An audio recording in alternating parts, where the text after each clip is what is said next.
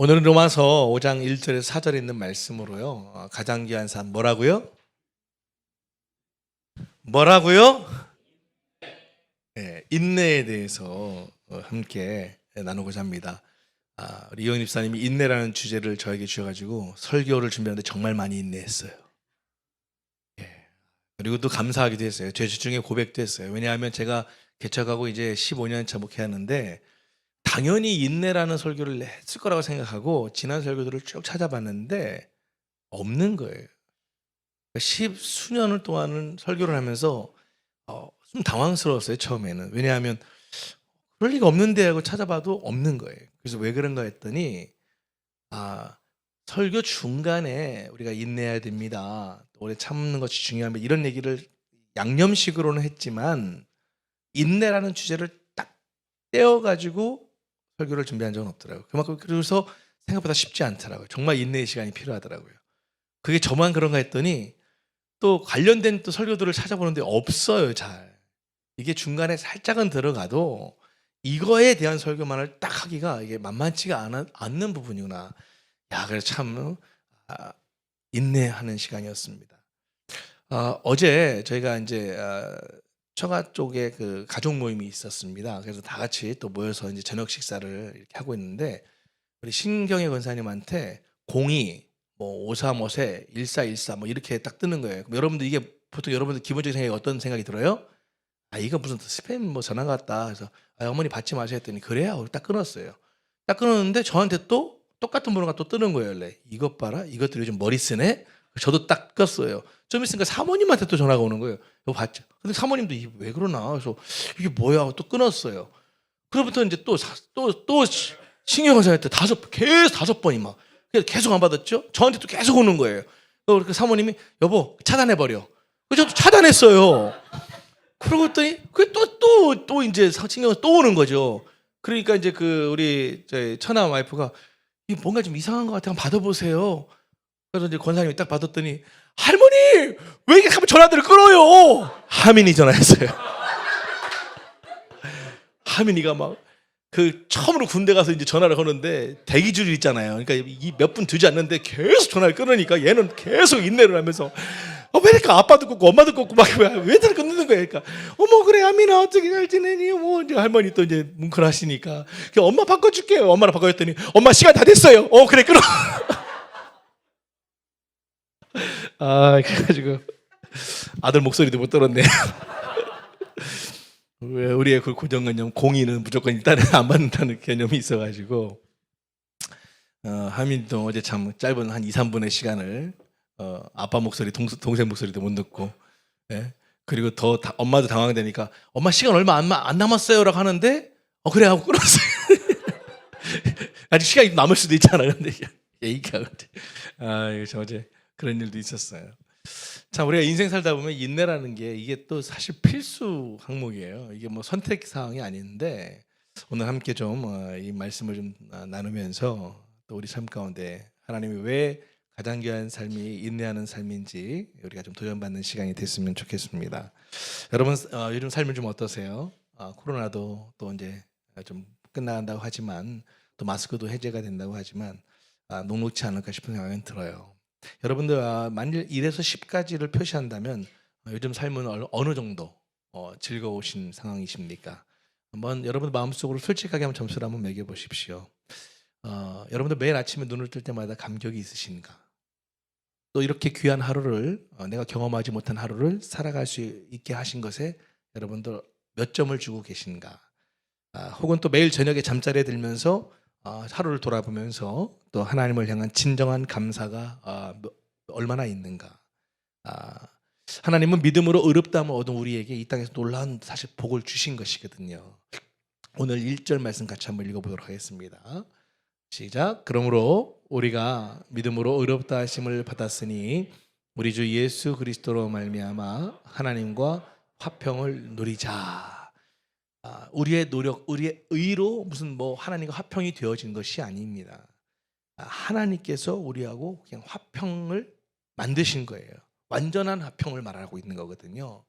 왜 우리가 얻은 하나님과의 화평이 완전한 것인가? 그 이유는 그 화평이 우리의 행위가 아닌 예수 그리스도의 공로로 주어졌기 때문에 우리는 완전한 화평을 이미 얻은 몸들이라는 거예요. 믿으시면 아멘. 그뿐만이 아닙니다. 그로 말미암아서 우리는 하나님께 나아갈 특권을 얻게 되는 거예요. 우리는 하나님 아버지께 무엇이든지 구할 수 있잖아요. 그리고 하나님은 우리에게 때가 되면 가장 좋은 것으로 응답해 주시는 거예요. 여러분, 이것만큼 놀라운 축복이 어디 있겠습니까? 이것만큼 놀라운 축복이 없는 거예요. 올해 들어서 정말 하나님 개인적으로 저에게는 이런 마음을 주시는 거예요. 진짜 영혼은 포기하면 안 되는 거다. 마지막 말씀을 정리할 때도 말씀드렸지만, 인내라는 것은요, 한마디로 얘기하면 포기의 순간을 넘기는 거예요. 포기의 순간을 넘기는 것. 그게 바로 인내의 가장 핵심 포인트예요. 인내력을 기르는 것이 너무너무 중요한 거예요. 제가 이제 뭐 일본 사역을 한 20여 년 이상 이제 하고 있잖아요. 가장 선교사님들에게 배운 게 있다면 인내예요. 왜? 한국 사람들도 그렇지만 일본인들은 정말 그 마음을 오픈하고 돌아오는 일이 정말 생각보다 그렇게 쉽지 않습니다. 오카야마에 계신 이옥심 선교사님이라고 계신데, 그분 사역이 좀 생각이 나네요. 캠퍼스에 가서 이렇게 어떤 학생을 한 명을 이렇게 만나게 됐어요. 그 후로 매주 3년에 걸쳐서 교회 오라는 소리는 안 하고 캠퍼스에 가서 그 친구를 만나서 밥을 사주고 교제하고, 그러다 보니까 시간이 좀 지나니까 좀 하나님에 대한 관심도 갖고 하니까 또 이제 성역 공부도 하게 되고, 그렇게 3년 동안 교회 오라는 말을 안 하고 계속 캠퍼스에서 그렇게 만나고 교제하고 하면서 계속 기도했어요. 근데 3년이 지난 어느 날 이 학생이 이제 졸업할 때 됐잖아요. 3년이 지났으니까, 거의 다 돼가니까 지났으니까, 센세, 저도 교회를 좀 가고 싶은 마음이 생겼습니다. 이 선교사님은 얼마나 기쁘겠어요. 그래? 정말 눈물로 하나님께 감사하면서 이 친구가 이제 교회로 왔어요. 근데 그 3년 동안 기도의 사랑 덕분인지 그 어느 누구보다도 너무 열심히 교회 생활을 하는 거예요. 그래서 뭐 생각보다 빨리 또 순장 리더가 되어지고, 또 전도하는 일에도 그렇게 열심을 다하고 너무 잘한 거예요. 그리고 3년이 딱 지나고 나서 이제 선교사님한테 와서 그러더래요. 센세, 저는 이제 그만 가보겠습니다. 무슨 일이야 했더니, 센세가 나를 3년 동안 캠퍼스에 정말 와서 제가 많은 사랑을 빚을 받아줘서 저도 3년 동안 이렇게 열심히 했습니다. 이제 저는 제 일을 다 했으니까 그냥 가겠습니다. 떠나더라는 거예요. 선교사님 완전히 이 멘탈이 붕괴돼서 많이 힘들었던 것도 있어요. 여러분, 이런 일들은 비일비재합니다. 정말 사례들을 얼마나 많이 들려드려야 될지 모르겠어요. 그래도 포기하지 않을 때 여러분, 세월이 지나고 그 친구가 아직도 돌아오는 역사가 또 있었던 거예요. 우리는 쉽게 포기할 수 있잖아요. 그러니까 그런 것들을 너무 많이 봐서 그런지, 저도 다른 건 못하지만 그냥 포기하지 말자. 그래서 아침마다 말씀을 보내고, 그 상대방이 반응이 있던 없던 그냥 말씀을 보내는 거예요. 그랬더니 어떤 경우에는 수년 만, 2년 만에 한 번 이렇게 교회로 오시는 분들도 계시고, 4년이 걸린 사람도 있고, 오늘 이 자리는 6년에서 7년 동안 안 나왔다가 다시 이 자리에 앉아 있는 그런 영혼도 있는 거예요. 예, 이렇게 하면 또 누구야 하고 이렇게 막 그러실 필요는 없어요. 너무 긴장하지 마, 동준아. 긴장 안 해도 돼. 예, 우리 이영일 사님, 우리 아들. 예. 참, 지난번에 말씀드렸잖아요. 우리 이번에 청강대학교라고 이제 우리나라에서 아주 게임 그리는 그런 과로는 거의 최고 탑인 학교인데 학교 합격했어요. 근데 박수 한번 다시 한번 쳐주세요. 우리가 동준아, 너 없을 때도 박수 쳤거든. 너가 왔으니까 다시 한번 박수 치는 거야. 예. 근데 최근에 갑자기 아빠한테, 아빠 저 일렉 기타 좀 쳐보고 싶다고 해서 이제 본인이 들어보니까 이제 세뱃돈도 모아가지고 이제 기타도 사고, 그래서 이제 아빠가 이제 혹시 너 그러면 내가 우리 교회 일렉 치는 형이 있는데 물어봤더니 너 오면 가르쳐 주겠다고 하는데 너 어떻게 한번 가볼래? 그랬더니 좋다고. 그래서 지금 오늘 10시부터 앉아 있는 거예요. 쉽지 않아요, 여러분. 이게 얼마나 어색하겠어요. 이게 막 다들 자기만 쳐다보는 것 같고 아무도 안 쳐다보는데. 동진아, 너에게도 오늘 말씀은 중요할 거야. 인생에서 인내는 중요하니까. 자, 아무쪼록 이렇게 우리가 정말 하나님의 놀라운 특권으로 인해서 우리는 이렇게 삶을 살아가고 있는 거예요. 그래서 우리가 이 땅에 살아가면서 정말 즐거움을 누리게끔 하나님이 만들어 주셨어요. 오늘 본문에는 이 즐거움을 누릴 수 있는 몇 가지 방법을 아주 상세하게 설명을 하고 있거든요. 먼저 우리가 살펴볼 것은 하나님이 우리에게 선물로 주신 이 즐거움을 이 땅에서 마음껏 누리기 위해서는 뭘 이해해야 되는가? 하나님 나에게 뭘 주실까? 어떤 축복과 선물을 주실까? 이런 거에 우린 관심이 너무 많아요. 그런데 사실은 성경은 뭐라고 얘기하냐면 그런 화평을 삶 가운데 계속 누리고 싶다면 우리가 먼저 선행되어야 될 것은 우리가 당하는 환난의 목적을 이해해야 한다라고 말하고 있는 거예요. 그것을 모르기 때문에 이 즐기지를 못하는 거예요. 누리지를 못하는 것입니다. 실제로 마찬가지입니다. 예수를 믿고 살아간다고 하면서도 이것을 모르다 보니까 주 안에서도 이 화평을 누리지 못하는 거예요. 이 만족이 없는 거예요. 늘 불안하게 살 수밖에 없는 거예요. 그 중에 대표적인 오해가 두 가지 있습니다. 첫 번째는 뭐냐면 우리를 향하신 하나님의 뜻에 대한 오해들이 많아요. 많은 그리스도인들이 오해하는 게 뭐냐면 하나님을 향한 뜻을 오해합니다. 한국교회 초창기 시절에 미국 선교사님들이 이제 한국에 오셨잖아요. 한국에 와서 이해하지 못하는 것 중에 하나가 뭐냐면 성도님들의 얼굴이 너무 심각하다는 거예요. 근데 가만히 살펴보니까 교회 들어오기 전에는 막 웃고 막 씩씩깔깔 너무 밝더라는 거예요. 근데 교회만 들어오면 아버지 저기요 하면서 막 이렇게 막 인상 쓰면서 오만 가지 인상을 쓰면서 막 눈물을 흘리면서 기도한다는 거예요. 이상하다. 아니 어떻게 교회 들어오기 전엔 저렇게 해맑다가 교회만 들어오면 저렇게 막 표정을 확 바꾸고 막 어둡게 하고 막 저럴 수 있을까? 저 이유가 뭘까?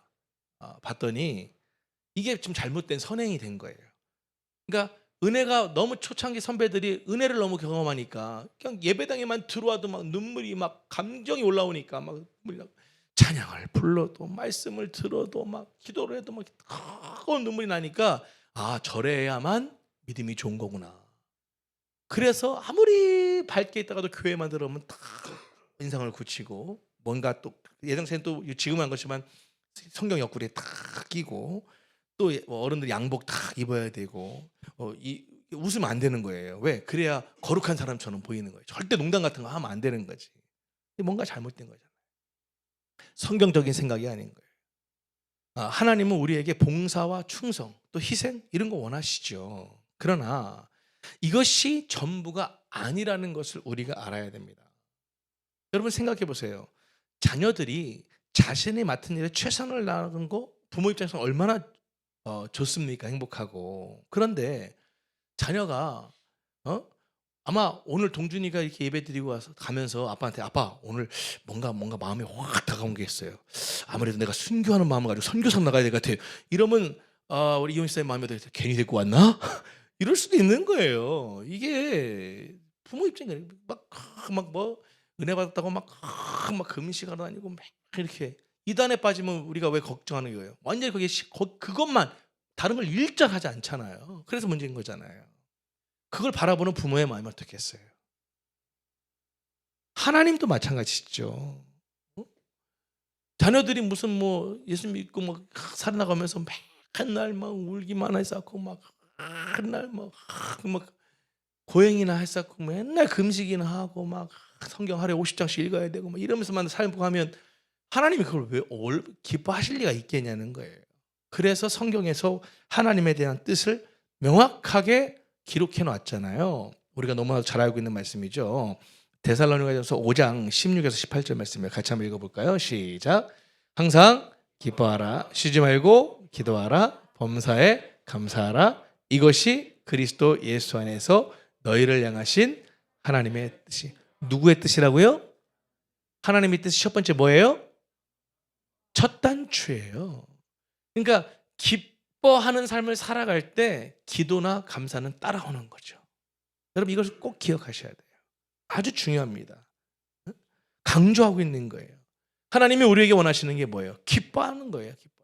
오늘도 내가 경험하지 못한 새날을 주셨으니 눈을 떴는데 얼마나 감사해요. 그냥 기쁠 수밖에 없는 것이죠. 구원받은 하나님의 자녀라면 분명히 한 가지 특징이 나타나야 돼요. 상황과 조건과 상관없이 어떤 삶을 살아야 되는 거예요? 기쁨의 삶을 살아야 한다는 거예요. 그런데 한국 교인들이 거기에 대한 오해가 있는 거예요. 뭔가 기뻐하면 안 되는 줄 아는 거예요. 기쁨은 나눌수록 더 좋은 것인데. 두 번째 오해가 있어요. 그건 뭐냐면 우리가 당하고 있는 환난에 대한 오해가 있어요. 구원을 받은 우리들도 이 땅에 살면서 어려움 당해야 안 당해요?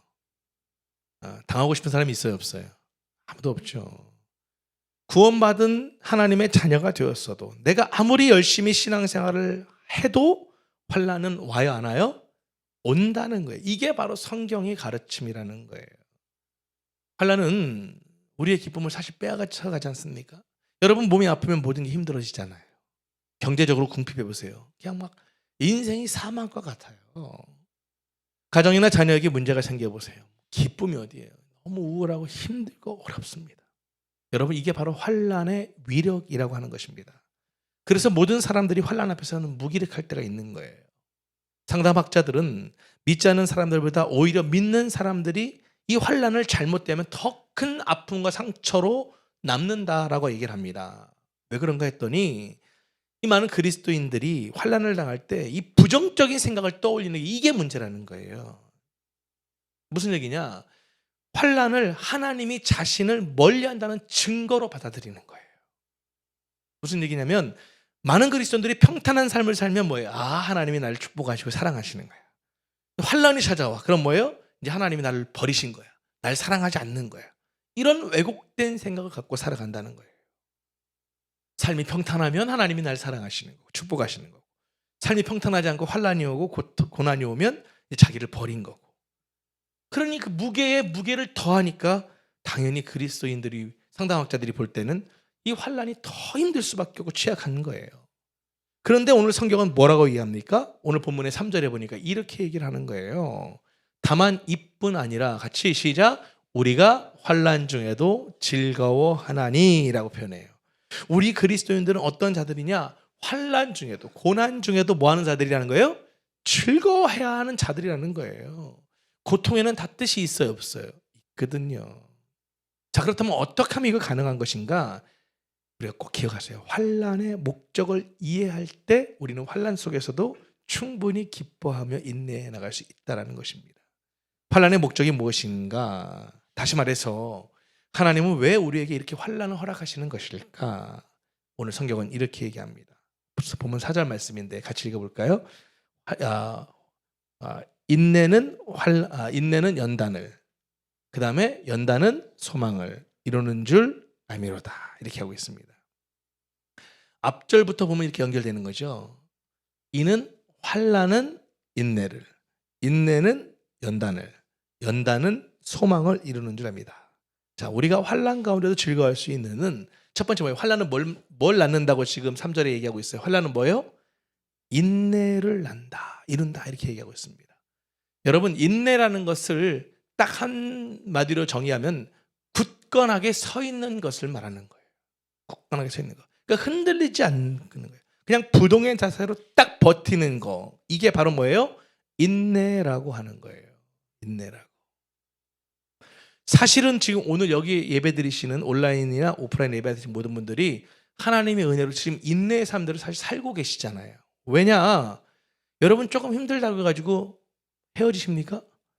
조금 힘들다고 문 닫습니까? 애들이 말한다고 갖다 버립니까? 이런 거 안 하잖아요. 학생도 공부하기 싫다고 학교 안 갑니까? 학원 안 가나요? 이런 거 안 하잖아요. 버티잖아요. 벌써 예수를 믿는다고 할 때에 우리 안에 기본적으로 주신 능력과 힘 중에 하나가 뭐냐? 그 인내라는 것을 주셨다는, 같이 오는 거예요. 그냥 1+5 아니에요. 예수를 믿는다는 것은 이미 인내의 삶을 살아갈 수 있는 능력이 내 안에 뭐예요? 딱 같이 내장되어 있다는 사실을 우리가 먼저 기억해야 한다는 것입니다. 인내는 견디는 거예요. 환난이면 많은 사람들은 다 피하지 않습니까? 누가 견디겠습니까? 그러나 우리가 하나님으로부터 의로움의 유익을 입은 사람들이기 때문에 환난이 오더라도 피하지 않고 그냥 꿋꿋하게 서서 견뎌내는 거, 이거를 성경은 인내라고 얘기를 하는 것입니다. 그리고 나서 그 인내가 되면은 그 다음 어떻게 된다고 지금 얘기하고 있습니까? 4절에 보니까 연단이라는 말을 하고 있어요. 그러니까 그렇게 인단하게 되면 연단이 일어난다는 거예요. 영어 성경에 보니까 이 연단이라는 단어가 캐릭터라는 단어예요. 인격, 개성, 이런 단어를 쓰고 있습니다. 그런데 이 연단이라는 인격이라는 이런 단어가, 캐릭터가 어떤 뜻인가 봤더니 시험에 합격한, 그러니까 통과된 인격이라는 뜻을 갖고 있는 거예요. 이 연단이라는 것이. 무슨 얘기입니까? 환난을 통해서 우리가 인내하다 보면 하나님께서 그걸 통과해서 연단, 더 꿋꿋하게 서갈 수 있는 그런 인격을 만들어 주신다라는 거예요. 환난이 그 일을 한다는 것입니다. 할렐루야. 환난이란 말이 본래 찾아보니까 아래 머물다, 또 이런 의미가 있습니다. 그러니까 예수님이나 바울 당시의 그런 용례를 살펴보니까 이 단어는 기름을 짜는 데서 유래되었다라는 거예요. 여러분, 감람류 같은 기름을 만들 때 보통 그 당시에 기계는 감람나무 열매를 아래에 놓고 나서 위에서 어떻게 해요? 꽉 눌러서 기름을 짜내는 거예요. 우리는 늘 이렇게 우리에게 던져지는 스트레스나 이런 압력으로 인해서 막 눌리니까 이제 괴로움을 당하는 거잖아요. 막 힘들어지는 거잖아요. 그러나 사랑하는 여러분, 기억하십시오. 하나님을 사랑하는 사람들에게 있어서 이 환난은 우리를 빚어 만드시는 그 예수님의 빛나는 인격을 닮아가는 그런 연단의 재료라고 하는 것을 기억하셔야 한다라는 것입니다. 그래서 우리는 환난 중에도 뭐예요? 즐거울 수 있는 거예요. 이 어려움과 이 고난과 아픔은 있지만 이것을 통해서 나는 더 연단을 받음으로 말미암아 더욱더 뭐예요? 예수님의 인격을 닮아갈 수 있는 중요한 재료가 뭐예요? 이 환난이었다라고 하는 것입니다. 주님께서 나를 이렇게 만드신 후에 환난은 인내를 낳는 것이고, 그 인내가 연단을 만들고, 그것이 어디까지 가능하나요? 소망까지 열매를 맺게 하는 것이라는 거예요. 자, 그렇다고 볼 때 이 인내야말로 주님이 우리에게 정말 보고 싶어하는, 사실은 주님 자신의 인격이라는 것을 우리가 꼭 기억해야 한다는 거예요. 주님은 오래 참으시는 하나님이시잖아요. 우리가 생각해야 할 게 뭡니까? 우리는 이 환난을 통해서 만들어질 그 예수 그리스도를 닮아가는 그 인격의 열매는 우리가 원하잖아요. 그러나 지금 이 과정이 쉬워요, 어려워요? 쉽지 않단 말이에요. 누구나 다 인내하기를 원하고 정말 그러길 바라지만 이 과정이 매우 견디기가 힘든 거예요. 예. 제가 직접 아이를 낳아 보진 않았어요. 그런데 말은 안 해도 우리 아이를 가진 우리 성도님들 보면 느껴지는 것 같아요. 벌써 이현희 집사님 예배당 올라올 때 어떻게 올라와요? 이게 이제 쉽지 않은 거예요. 사모님 곧 경험하실. 사모님은 이렇게 받쳐줄 수도 있어요. 우리 오전 선생님이 분명이니까. 그 쉽지 않잖아요. 생명의 기쁨도 있지만 이게 또 그 뱃속에 자라나는 이게 또 쉽지 않고. 또 태어나요. 너무 이쁘지만 또 이 아이들이 자랄 때 또 그렇잖아요. 우리 권사님들 보니까 또 이제 딸 가진 권사님들은 또 시집때가 되니까 이게 또 시집을 가야 되는데, 그러니까 또 걱정이라 또 이게. 그러다 또 짝을 만나서 결혼하니까 너무 행복한 거라. 그것도 잠시야. 또 이제 또 손주 봐야 되잖아. 손주를 보니까 너무 행복한데 자꾸만 텔레폰 오네. 와서 봐달라고 엄마. 이게 힘든 거라. 이 쉽지 않은 인생인 거죠, 이게. 그러나 이것을 통해서만이 뭐예요? 우리가 연단과 소망의 열매들을 맺게 되어진다는 거예요. 여러분, 우리가 제발 하나님 나에게 인내를 달라고 당장 달라고 기도한들 인내가 당장 올 수 있나요? 그런 건 없습니다. 왜냐? 인내는 당장 얻어지는 게 아니잖아요. 과정이 필요한 것입니다. 환난은 인내를 낳고, 인내는 연단을 낳고, 연단은 소망을 낳아서 정말 우리가 주님이 기뻐하시는 그런 인격으로 만들어져 간다는 사실을 확신할 때 우리도 어떤 상황 속에서도 바울처럼 어떤 거예요? 즐거워하며 살아갈 수가 있는 것입니다. 할렐루야. 그러므로 지금 내게 닥치고 있는 그런 환난과 어려움이 있다면 왜 나는 한다고 하는데 왜 나에게 이렇게 나는 힘든가라고 해석할 것이 아니라 이 환난을 지금 하나님이 틀에 넣어서 이 집을 짜서 결국은 나에게 연단과 소망으로 정말 어떤 상황 속에서도 즐거워하면서 기쁨으로 살아갈 수 있는 그 과정을 좀 내게 허락하신 것이었구나. 그게 자식이 됐던 물질이 됐던 또 환경이 됐던 그걸 우리가 어떻게 하는 거예요? 넉넉히 이길 수 있는 힘을 우리에게 이미 주셨기에 우리는 그것을 분명히 참고 이겨낼 수 있으리라 믿습니다. 여러분, 그것을 그렇기 때문에 즐겁잖아요. 왜? 이 과정을 통해서 겪고 나면 어떻게 될 것인가 이걸 생각하니까 우리가 즐거워하는 또 하나의 이유가 있어요. 즐거워해야 될 이유가 바로 하나님 때문에 우리가 즐거워할 수 있다고 성경은 얘기합니다. 로마서 5장 11절 말씀이에요. 같이 한번 읽어볼까요? 시작. 그뿐 아니라 이제 우리로 화목하게 하신 우리 주 예수 그리스도로 말미암아 하나님 안에서 또한 즐거워하느니라. 할렐루야. 여러분, 주님께서 사랑하는 그 그리스도인들에게 왜 환난이 허용되는지 사실은 때로는 생각해봐도 참 잘 모를 때도 있잖아요. 근데 제가 분명히 알 수 있는, 약속할 수 있는 한 가지가 있어요. 때로는 왜 나에게 이런 환난이 오고, 왜 내가 이런 것들을 겪어야 되고, 왜 내가 이 환난을 통과해야 되는지 때로는 잘 모를 때도 있죠. 그러나 환난 중에도 우리가 주님을 신뢰하며 나아간다면 분명히 그 가운데서도 주님이 함께 하시는 것을 체험할 수 있다라는 거예요. 할렐루야. 이것을 기억하셔야 됩니다. 결코 떠나지 않고 외면하지 않으신다는 거예요. 환난 중에 다가오시는 주님, 그리고 환난의 깊이보다 더 커다란 기쁨으로 나를 위로하시는 그 하나님의 자비를 우리는 체험하며 살아야 되는 것입니다. 임신해서 아기가 뱃속에서 좋기도 하지만 힘들게도 하지만 이 아이가 태어나서 기쁨이 될 걸 알기에 그 모든 과정을 우리가 견뎌내잖아요. 마찬가지인 것입니다. 환난의 비바람과 역경과 캄캄한 폭풍우에도 불구하고 환난 속에서도 함께 하시고 위로하시는 그 하나님 때문에 우리는 어떤 고난과 환난이 온다 할지라도 그 안에서 즐거워할 수 있고 기뻐할 수 있는, 그게 바로 예수 그리스도를 믿는 자들이 갖고 있는 특권이라고 하는 것입니다. 믿으시기 바랍니다. 최근 읽은 책 중에서 내 마음의 열매 가꾸기라는 책을, 이런 내용이 있습니다. 이 내 마음의 열매 가꾸기 책에는요, 인내를 두 종류로 나누고 있어요. 하나는 상황에 대한 인내고요, 다른 하나는 사람에 대한 인내예요. 그러면서 이 책은 보통의 경우 인내는 상황에 대한 인내보다 사람에 대한 인내를 더 요구한다고 이야기합니다. 하나님도 마찬가지 아닐까 싶어요. 하나님의 인내와 관련해서 이런 얘기가 좀 유명한 일화가 있습니다. 미국에 아주 유명한 그런 무신론자인 정치가가 있었어요. 로버트 잉거솔이라는 사람인데, 하루는 이제 어느 대학에 가서 특강을 하다가 딱 그 학생들 앞에서 이랬답니다. 탁상 시계를 딱 꺼내놓고 이 잉거솔이 이런 호기를 부렸어요. 내가 지금부터 하나님께 5분간의 시간을 주겠습니다. 지금부터 5분 동안 내가 하나님을 막 저주를 할 건데 그동안 하나님이 나를 죽이기를 바랍니다. 만약에 5분이 지나도 내가 죽지 않고 살아있다면 그것은 하나님이 없거나 하나님이 무능한 실패자에 불과하다는 뜻이니까 여러분 잘 보십시오.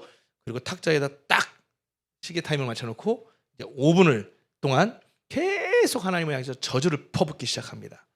그리고 이제 5분이 다 지났습니다. 일이 일어났을까요? 안 일어났을까요? 여기서 일어날 줄 믿습니다. 이러면 이제 골치 아파지는 거예요. 예? 아무 일도 일어나지 않았어요. 그러니까 인거설이 막 의기양양하게 강당을 탁 치면서 소리를 쳤습니다. 이거 보십시오. 아무 일도 일어나지 않지 않습니까? 그렇기 때문에 하나님은 없거나 하나님이 있다 해도 하나님은 실패자인 것입니다. 이렇게 얘기했다는 거예요. 근데 그 이야기를 전해 들었던 신학자, 당시에 데오도르 파커라는 신학자가 그 얘기를 듣고 빙그레 웃으면서 이렇게 얘기했답니다. 과연 하나님이 실패하신 것일까요? 오래 참으시는 그 하나님의 인내를 5분으로 단축시켜 보려고 시도한 그 인거설이 실패한 걸까요? 라고 이야기를 했다는 거예요. 사랑하는 여러분, 하나님께서는요 인내하시는 분이십니다. 그런데 그 하나님의 인내는 주로 뭐예요? 우리 인간들과의 관계된 인내라는 거예요. 그래서 여러분들이 성경을 읽다 보면 하나님을 어떻게 표현합니까? 노하기를 더디하시는 하나님, 오래 참으시는 분, 뭐 이런 표현들이 성경에 나오는 거예요. 자, 그렇다면 왜 하나님은 인내의 하나님이어야 할까요? 왜 하나님은 우리에 대해서 그토록 오래 참으셔야만 하는 것일까요? 성경에 우리가 함께 한번 그 답을 찾아봤으면 좋겠어요. 우리가 너무 잘 알고 있죠. 고린도전서 13장 4절에서 7절 말씀이에요. 사랑은 오래 참고, 사랑은 온유하며, 시기하지 아니하며, 사랑은 자랑하지 아니하며, 교만하지 아니하며. 5절은 여러분들이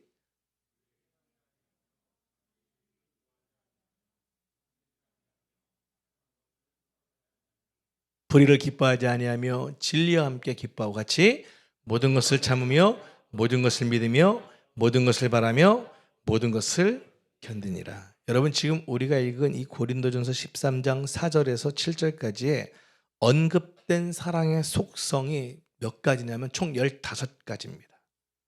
15가지 속성을 지금 이야기하고 있어요. 그런데 한 가지 중요하게 살펴봐야 할 것이 뭐냐면 이 15가지의 속성 가운데 무려 3번이나 반복이 되는 게 바로 인내에 관련된 속성이라는 거예요. 하나님께서 사랑의 문을 여시는 첫 단추가 뭐였어요? 오래 참고로 시작합니다. 마지막은 무엇입니까? 문을 닫는 의미가 모든 것을 견디는 이라예요. 그 사이 사랑을 유지해가는 과정에서도 사랑한 모든 것을 참으며라는 인내의 구절들이 들어가 있습니다. 여러분 이런 것으로 볼 때 우리가 하나님은 사랑이시라 이렇게 정의할 때 그 명제가 가능하기 위해서는요 그 안에 분명히 내포되어야 할 게 있어요. 그게 뭐예요? 하나님의 인내라는 거예요. 다시 말해서 하나님의 속성이 사랑이시기 때문에 하나님은 언제나 어떻게 해요? 인내하실 수밖에 없는 거예요. 우리가 이 고린도전서 13장 이 사랑장을 묵상하면서 깨닫게 되는 게 무엇입니까? 하나님께서는 지금 우리에게 또 인거설과 같은 사람들을 포함한 우리 모두에게 오래 인내하고 계신 분이시라는 거예요. 왜? 그게 사랑의 중요한 속성이기 때문에 그렇다는 것입니다. 안타까운 건 뭐예요? 우리는 너무나 변덕스럽잖아요. 우리가 그 사랑에 대한 반성이 좀 있어야 되지 않을까 싶어요. 누군가를 사랑한다고 전제할 때, 우리가 사랑한다고 고백할 때 그 말은 무슨 얘기예요? 내가 당신을 더 인내하겠다, 더 참고 기다리겠다라고 하는 그 의미가 상당히 중요하다는 거예요. 그러니까 참지 못하고 인내하지 못하면, 오래 참지 못하고 견디지 못하면 그건 사랑이에요, 사랑이 아닌 거예요? 사랑이 아닌 거예요. 말로만의 사랑이에요. 짝퉁 사랑이 되는 것입니다. 아내를 정말 사랑하고 남편을 사랑하고 자식을 사랑하고 부모를 사랑하고 성도 간에 서로 사랑하고 하나님을 사랑한다면 우리는 어떻게 되는 거예요? 우리의 삶의 필수 요건은 뭐예요? 인내가 되어야 한다는 것입니다. 인내에 대해서 한 가지 더 깊이 생각해 보고 싶은 것은 바로 두 번째는 대인관계입니다. 대인관계에서 두 가지를 우리가 꼭 기억해야 됩니다. 첫 번째는 뭐냐면 모든 사람에게 오래 참아야 한다는 거예요. 할 수만 있다면 다른 사람에게 상처 주는 거 최대한 하지 않으려고 노력해야 됩니다. 공의를 부르짖고 정의를 찾으며 비판하고 정죄하는 거 사실은 이게 사실 미숙한 것입니다. 지금 당장 화가 날 수밖에 없는 상황이라 할지라도 그것을 참아내는 거, 이게 바로 아주 중요한 인내의 상황인 것이죠. 열매들인 것입니다. 부부관계에 있어서도 가정생활, 교회생활, 직장생활에 있어서도 꼭 이루어내야 되는 게 뭐예요? 이 인내라고 하는 것입니다. 근데 이 인내는요 내 의지로만 되는 게 아니에요. 하나님의 성품과 성령의 열매로서 구현되는 것이기 때문에 그래서 삶 가운데 늘 뭐예요? 성령님을 의지하는 삶을 살아야 한다라고 하는 것입니다. 데살로니가전서 5장 14절에 보니 이런 말씀이 있습니다. 또 형제들아 너희를 권면하노니 게으른 자들을 권면하며 마음이 약한 자들을 격려하고 힘이 없는 자들을 붙들어주며 모든 사람에게 어떻게 하라고요? 오래 참으라, 이렇게 말씀하고 있어요. 대인관계에 있어서 상대방이 연약하면 오래 참아주지 못하는 공의, 가짜 공의예요. 여러분 공의가 무엇일까요? 공의라는 것은요 하나님이 내 안에서 성령의 열매인 상대방에 대한 오래 참는 것, 특별히 연약한 자들에 대한 인내가 내 안에서 이루어짐으로써 사랑의 열매가 거두어지는 것, 이게 바로 뭐예요? 공의. 이게 바로 진짜 공의라는 의미라는 거예요. 상대방에 대해서 내 안에서 오래 참아짐으로 인해서 거둘 수 있는 열매, 그래서 우리가 자식을 포기하지 않는 거잖아요. 아무리 내 속을 썩이고 막 힘들게 해도 그 하나님의 공의가 내 삶에 나타나야 되기 때문에 여러분 우리가 이걸 포기하지 않는 것입니다. 2023년 정말 주님께서 기뻐하시는 가장 귀한 삶인 인내의 삶을 통해서 우리 한 사람 한 사람이 진짜 공의의 열매를 맺으시면서 살아가실 수 있기를 주님의 이름으로 축복합니다. 꼭 기억하셔야 됩니다. 또 하나의 인간관계에 있어서 측면에서의 두 번째 인내는 저도 이게 이번에 공부하면서 알게 됐는데 나 자신을 기다려주는 것도 중요하다는 거예요. 많은 사람들이 이걸 못하는 거예요. 심리학자 융의 이론에 따르니까 인간의 마음의 구조 중에는 자아의 어두운 면이 있는데 그것은 이제 그림자라고 얘기를 하더라고요. 빛이 있으면 반드시 그림자가 있듯이 모든 인간은 자기 스스로를 좋게 보는 면, 긍정적인 면, 자부심을 갖게 만드는 면이 있다는 거예요. 반대로 마음에 안 드는 면, 어두운 면, 부정적인 면이 반드시 또 있다는 거예요. 그래서 이거를 한마디로 양가 감정이라는 말 많이 들어보셨잖아요. 이게 사실이라는 거예요. 우리는 이걸 인정해야 한다는 거예요. 그래서 겉으로 드러나는 나의 화려한 모습들만 자랑할 게 아니라 나의 깊은 내면에 있는 연약한 모습도 인정해야 한다는 거예요. 그래서 나 자신에 대해서도 기다려줘야 한다는 거예요. 나는 왜 이렇게 인내를 못하나? 아직 연약하니까. 아직은 부족하니까. 좀 시간이 필요하다라고 내 스스로를 격려하는 거예요. 넌 잘할 수 있어. 넌 더 참을 수 있어. 그래, 너는 지금 잘하고 있는 거야. 자신에게도 우리가 또 축복하면서 너는 분명히 이겨낼 수 있을 거야. 더 참을 수 있어. 견딜 수 있어. 라고 우리 스스로를 축복해야 되고요. 그렇게 정말 다짐을 해야 하는 것이 너무 중요하다는 거예요.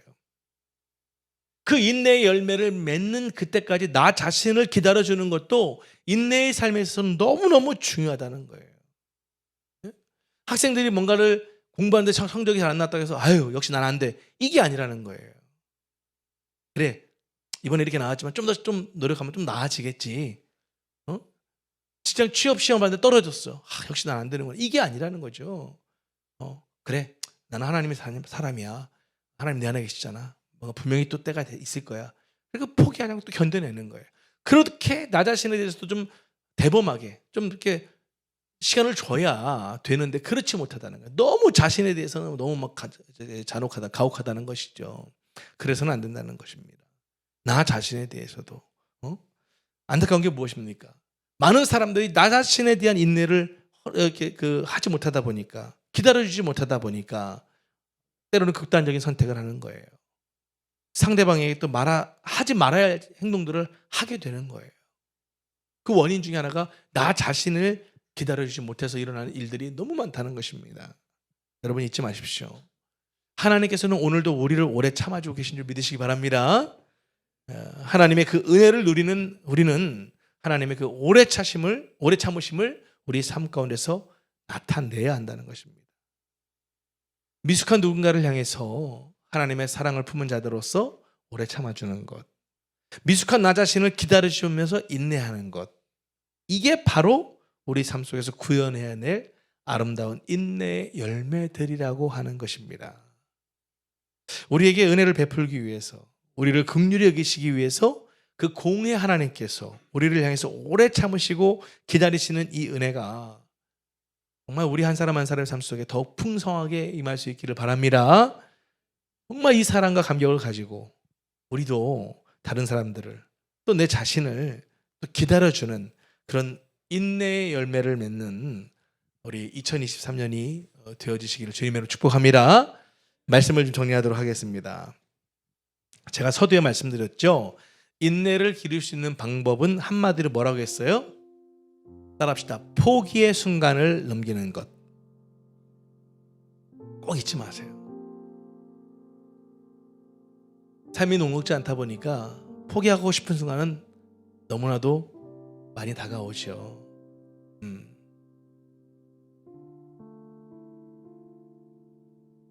이렇게 예를 좀 들어도 좋다는 생각이 드네요.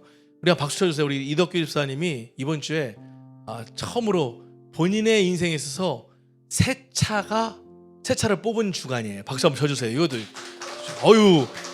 늘 중고차 사고 이렇게 하다가 새 차를 딱 이렇게 구입해. 근데 이 차를 구입하는 과정이 들어보니까 은혜더라고요. 이게 바로 기적이더라고요. 본인이 신청한 딱 한 차종이 제가 듣기로는 300대밖에 출시를 안 한대요. 그런데 순번은 500번에 있어. 불가능한 거예요, 불가능한 거. 우리 이제 반석 집사한테 이제 차를 부탁했는데, 그래서 포기해야겠다. 안 될 것 같다 했더니 반석 집사가 그러더래요. 형, 한 가지 방법이 있잖아요. 그래서 뭔데 했더니 형 기도하시면 되잖아요. 그러더래요. 그래? 잠깐만요. 그래서 기도했다는 거예요. 진짜 기적이 일어나는 거예요. 다 200 그런 거잖아요. 앞에 200명이 다 포기한 거잖아요, 그냥. 나 그 차 오래 기다리기 싫다 해서 포기하다 보니까 지금 300대밖에 안 만드는 차인데 500번에서 기다리고 있는 사람인데 200명이 포기해주는 바람에 포기하지 않은, 끝까지 인내했던 독일 사람들 그 순번이 다 간 거예요. 근데 이 타이밍이 왜 중요하냐? 요 타이밍에 그 차가 나와야만 본인이 갖고 있던 뭐 차도 이제 뭐 나라에서 또 지원도 해주는 그런 것도 받으게, 여러 가지 혜택들을 다 받으려면 요 시기에 나와야 돼. 이 시기가 넘어가서 나중에 차가 나오면 이런 혜택들이 많이 없는 거예요. 근데 정말 그 모든 시기에 정확하게 맞췄을 때. 근데 제가 그래서 그 차를 딱 보는데 딱 타봤어. 그것도 뒤에서 딱 기도했는데 진짜 좋더라고요. 제 마음이 제가 산 것처럼 좋더라고요. 그러면서 이제 오면서 그 생각이 들었어요. 야, 하나님이 어떻게 해서 덕규 집사는 하나님의 마음을 감동시키셔서 이렇게 말도 안 되는 일도 이렇게 경험하게 됐을까? 근데 한 가지 떠올랐던 생각이 났어요. 덕규 집사가 저랑 이제 훈련할 때 얼마 전에 그런 얘기를 하더라고요. 여러분, 덕규 집사가 제일 매일마다 하는 게 뭐죠? 그건 뭐 다 우리가 알고 있잖아요. 근데 지난번 훈련 받을 때 그런 얘기 하더라고요. 그 자기 이 달리기 하는 모임에 서울에 그 대표되는 사람이 그런 걸 제안했다는 거예요. 우리도 달리기만 하지 말고 이 달리기를 통해서 좋은 일 좀 하자. 그래서 뭐 1km에 100원이라고 했나요? 그거를 이렇게 해서 모아서 좋은 일에 좀 쓰자. 그러니까 많은 사람들이 그 좋은 생각이다. 그래가지고 이제 붐이 일어났나 봐요. 그래서 본인도 그렇게 해야겠다 마음을 먹었는데 또 생각이 드는 거예요. 그런데 그렇게 하는 사람은 많은데 그래, 나도 1kg씩 100원을 저축을 해서 더 좋은 일에 쓰는 게 뭘까? 목사님, 저는 그래서 결정한 거예요. 나는 씨앗 헌금을 해야겠다. 내가 하루에 1kg씩을 떠서 그걸 1kg에 100원씩을 계속 모아서 그것을 내가 헌금으로 하나님께 드리면 하나님 더 기뻐하시지 않겠냐. 그래서 자기 달리기 시작한 인생 가운데 지난달에 자기 평생 처음이래요. 400 몇 킬로를 뛰었어요. 그리고 4만 얼마를 하나님 헌금을 한 거예요. 그러니 하나님이 그 200명 쫙 제끼고 쫙, 저는 그 생각이 들더라고요. 야, 진짜 하나님의 마음을 감동시키는구나. 예. 영혼도 포기할 수 없고. 그 성도들 가운데 이런 멤버들이 잠깐만 있어져 가니 얼마나 감사한 일입니까? 여러분, 우리도 정말 하나님 뭘 감동하시는 거예요? 목표가 있는 거예요. 그냥 달리지 않아요. 아침마다 뭐 10km, 20km 달리고 저녁마다 뛰면서도 항상 말씀을 꽂고, 어쨌든 그 하나님 마음을 감동시키는 거죠. 이 덕규 집사님뿐만이 아닌 거예요. 성도님들이 한 분 한 분의 삶이 그런 거예요. 내가 출근해서 가게 문을 열고 내가 지금 하고 있는 일 어렵죠, 힘들죠. 여러분, 매일 달리기 해보려고 해보세요. 쉽겠습니까? 여러분, 쉬운 일이 뭐가 있어요, 이 세상에. 그러나 예수를 믿음으로 말미암아 내 안에 뭐예요? 바로 그 인내할 수 있는 능력을 주셨기 때문에. 그래서 제가 예전에 아무도 보는 이 없을 때 당신은 누구인가를 가르칠 때 꼭 강조했던 인내 파트의 훈련이 뭡니까? 예수님도 십자가장에서 죽을 만큼 힘드셨어요. 오죽하면 겟세마네 동산에서 주님, 내 이 잔을 좀 옮겨달라고까지 그렇게 고백하셨겠습니까? 그럼에도 불구하고 그 십자가상에서 그 엄청난 고통과 그것을 인내하실 수 있었던 이유가 뭐냐? 두 가지다. 하늘로부터 하나님이 주시는 힘도 있었고, 내가 이것을 견뎌내야 된다는 강한 의지도 있었다. 그것이 크로스가 되니까 놀라운 능력이 나타나셔서 그 십자가의 죽음과 부활을 통해서 우리 인류를 구원하실 수 있었던 거 아니겠냐. 여러분, 잊지 마세요. 매일 매 순간 내가 눈을 떴을 때 하나님은 오늘도 살아갈 힘을 내게 허락하여 주신 줄 믿으시기 바랍니다. 중요한 건 뭐예요? 이제 내가 강한 의지를 발휘할 나의 몫이 남은 거잖아요. 오늘도 비록 내 앞은 캄캄하고 어렵고 마음도 무겁고 힘겹지만 내가 오늘도 주님이 나와 함께 하시기에, 나에게 힘을 주시기에 오늘 나도 이걸 꼭 이겨내겠다, 기쁨으로 살겠다, 화평을 누리며 살겠다, 나의 강한 의지가 크로스될 때 여러분들이 가는 발 닿는 곳곳마다 놀라운 인내의 열매들이 맺혀지게 될 줄 믿습니다. 할렐루야. 하나님이 가장 기뻐하시는 삶, 귀한 삶, 바로 인내의 삶임을 기억하시고, 남편도 좀 더 인내해 주시고 아내도 좀 더 인내해 주시고, 할렐루야. 자녀들도 좀 더 인내해 주시고, 직장 상사에 대해서 또 밑에 직원에 대해서도 그렇고, 사업 현장에서도 그렇고, 여러 가지 그런 상황 속에서 더욱더 여러분들이 정말 그 매일매일 주신 주님의 하나님의 주신 힘과 내 강한 의지로 그 인내의 삶을 살아감으로 더욱더 풍성한 열매를 맺고 기쁨으로 화평으로 살아가시는 2023년이 되실 수 있기를 주님의 이름으로 축복합니다. 기도하겠습니다.